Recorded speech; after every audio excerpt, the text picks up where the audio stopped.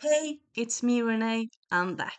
And if you've been here for a little while, like some months, some weeks, you know that even though I love to read in general, I'll read all the books, exceptions of course, but I read most genres. I have these last few years been reading more and more romance. And specifically last year, I read so much historical romance. That's kind of very much been my vibe. If there's a duke, if there's an earl, if there's a princess, well, mostly it's not princess, but yeah, duke, earls, nobility, or someone who falls for their servant, but it's like a duke in there somewhere. Yes, give it to me. Uh, so much so that when I started a contemporary book uh, in December, and it was contemporary, it was like a bit strange to read. Like, what? There's no duke here. There's no earl.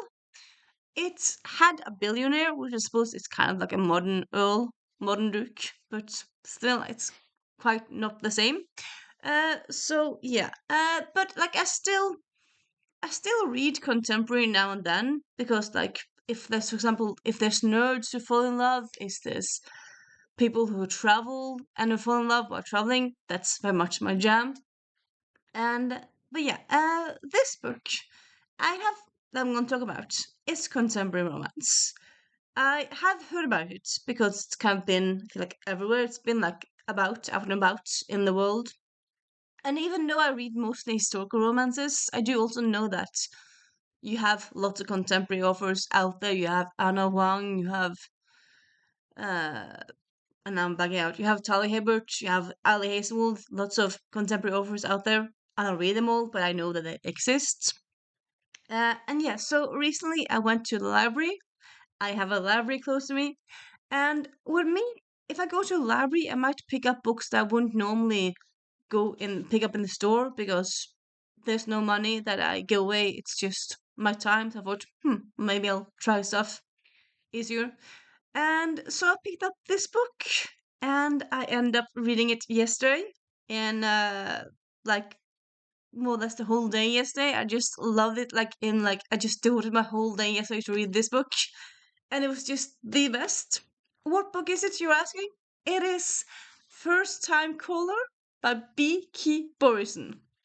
So this is, I suppose the elevator pitch I would say is Sleepless in Seattle, but just more modern, but also with some Gilmore Girls vibes, at least in my mind. Like in the beginning, well, it's not like a cardboard copy, but it kind of reminds me slightly of Sleepless in Seattle. It starts with one of the main characters' daughter calling into a radio show saying, "My mom is sad. My mom is lonely. Help her. Give her some romance advice." Of course, Lucy, the mom in question, is like, "Oh, what have you done? What are you doing?" But she ends up realizing that, well, you know what? I haven't really been with anyone for a while, and I do kind of want a boyfriend. And also, she talks to this radio host for some minutes, and then people like all around Baltimore, set in Baltimore, are just loving their chemistry and their vibe together. So they end up having a radio show together, and she end up like taking tips from him, like how to find love, and of course they find love together instead of like with everyone else. It is kind of sad that like she goes on a few dates and all of the dates are busted, not that good. I mean, I feel like sometimes in books when you have people going on dates but then longing for someone else, they might have good dates but they just think about someone else. In here, the dates are just so sad. But also, yeah, it's so good. And also, I love the main characters, Lucy and sorry, Aiden. They're just are so good together. But you also have great side characters. Maya, the daughter, is so cool. You have um the baby daddy Grayson. It's just the best. Honestly, this is one of the books where I just loved everything. It's just zero complaints really. I can't really come up with any complaints to the book. Just also so you know, there is sex spice in it, but there's actually just like one sex scene, which I feel like, oh, kind of felt different. Most of the books that I've read this few years have like five or four sex scenes. This just have one. Well, yeah, one and a half.